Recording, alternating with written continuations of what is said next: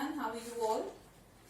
Class 10th, we have started chapter number 5, capital, right? And we have done like few topics from capital, right?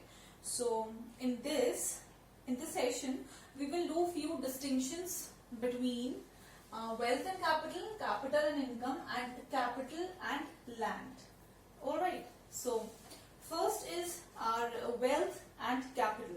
So we have few differences which are shared by these all three topics. So we will discuss about important points only.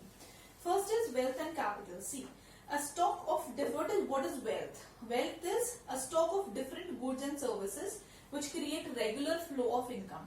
Which is creating a regular flow of income, that is your wealth, right? And what is capital? A stock of produced means of production. It is a stock of produced means of production, right? Second is, it includes both in wealth.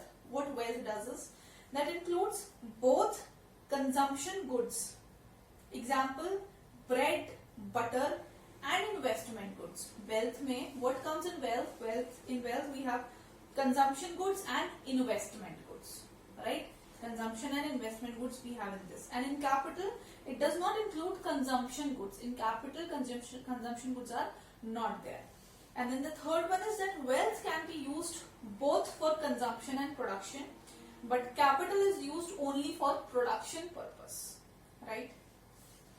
So this is what your your wealth and capital means. Then we have is capital and income. What is the difference between capital and income? See, capital, it is a stock concept. Capital is a stock concept, whereas income is a flow concept, right? Capital is measured at a certain point of time. You can measure capital at a certain point of time, like after investing, after your production starts. Then after a certain point of time, you can measure capital. But income is measured over a particular span of time, right? Income is measured over a particular span of time. Then third is capital generates production and income. Capital generates production and income, whereas a portion of income can be used to procure capital goods, right? Then land we have. Land and capital. We have third difference is land and capital. Land is a natural gift and it is a free gift of nature, whereas capital is not a free gift of nature. Human have to produce capital. Alright. Then second is total supply of land is limited in each country. Supply of land is limited in each country. And capital, the supply of capital is variable in each country. Supply of capital is variable, means it can be low, it can be high, it varies. Land is not mobile. The land is not mobile, means land cannot be shifted from one place to the other, whereas capital is mobile to a great extent, right? So these were the few differences. The difference, I will put the images of these differences at the end of the video like I did in the previous one. Alright, so don't worry about that. Next we have is that what are the factors which determine capital formation. Means that capital is formed and is required in the economy. But what are the determinants or what are the factors which determine the formation of capital, right? First is personal savings. First factor is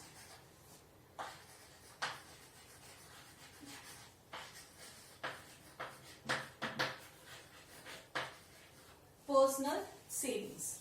The main factor that determines capital formation in a country is personal saving. How? By personal saving, we mean the difference between personal income and personal consumption. So, see, what happens that if you save, then after a point of time, that amount is said to be your wealth, it is said to be your capital, right? So, you can form your capital by how? You can form your capital by personal savings. You keep on saving a portion of your income, and then after a certain point, you will have that as your capital. Second is profits. No, not this. Second will be your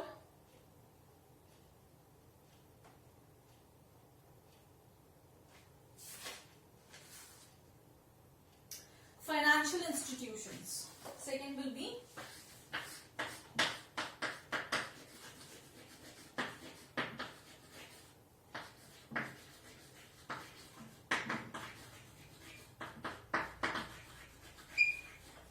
your financial institutions. Now what happens that for capital formation, however, saving by itself is not sufficient.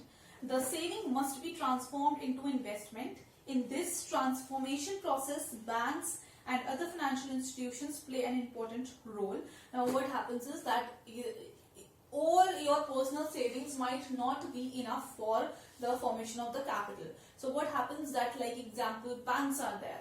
Alright, financial institutions are there, like banks are there. So banks, they help you in lending a amount of money which you can use as a capital in your further production or even for your further business. Alright, so banks or financial institutions also help in formation of your capital. Then we have is income tax policies.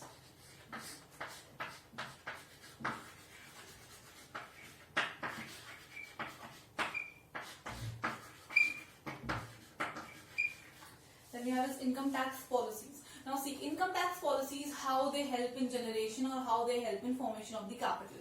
If the income tax policies are favorable, if the income tax policies are in your favor, so what will happen? That you might get a little exemption from certain places and you might not have to pay those taxes, alright? You might not have to pay those taxes, and that amount you can use as your personal savings and then your capital. Alright, so what happens is that trying to raise the rate of capital formation in the country by raising interest rates, however, can succeed only when the causes of low investment is low saving. So this is what I have told you, that some exemptions can also be allowed to corporate houses in paying corporate or income taxes. And when you are exempted, like when you are exemption means that you are set free not to pay the taxes in some cases. Okay, in some cases. So you are exempted, and that amount you can save from there and you can invest it into your business activity. Correct? So these are the three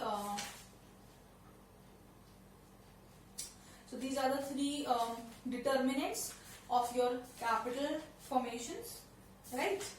Then next we are going to do is causes of low rate of capital formation. Now what happens when we are not able to form capital?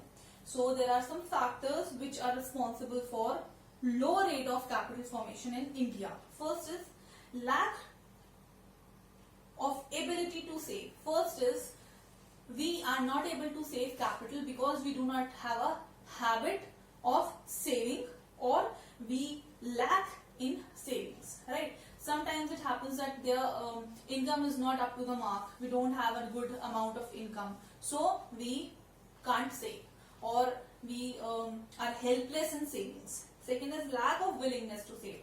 We have a good amount of income, we are earning, but we don't have a willingness to save. We are not willing, right? Like it's my habit that I earn and I just spend it on extra things. Instead of saving, I spend it on the things which I don't even require. So this is what lack of savings or lack of willingness to save. Okay.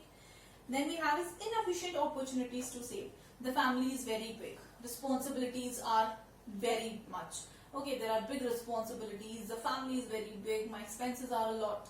So I am not able to save. So this is what? This is insufficient opportunities to save. Fourth is inadequate mobilization of savings. Alright, let's leave this. Then we have tax policies. Okay, fourth is tax policies. Tax policies means that the burden of taxes is so much that I am not able to save. I have to pay heavy amount of taxes, so I cannot save, right? And then and the last one we are going to do is the problems of investment. Problems of investment means, problems of investment means that it should also be mentioned that even mobilized savings are not totally invested. Producers would be willing to make use of the savings only if they are sure that they would be able to put these borrowings to profitable use. Problems of investment means that I am not sure that I want to invest my capital into something or not, or I want to just save it in the bank. So this is also a problem, that I am not ready. I cannot decide that whether I want to save this or I want to keep it in the capital formation section, right? So these were the few problems. So these are the 3 topics that we did in this video, right? I'll try to put the images at the last of this video so that you can take help in your further preparations, right? Till then, take care, stay safe, stay home.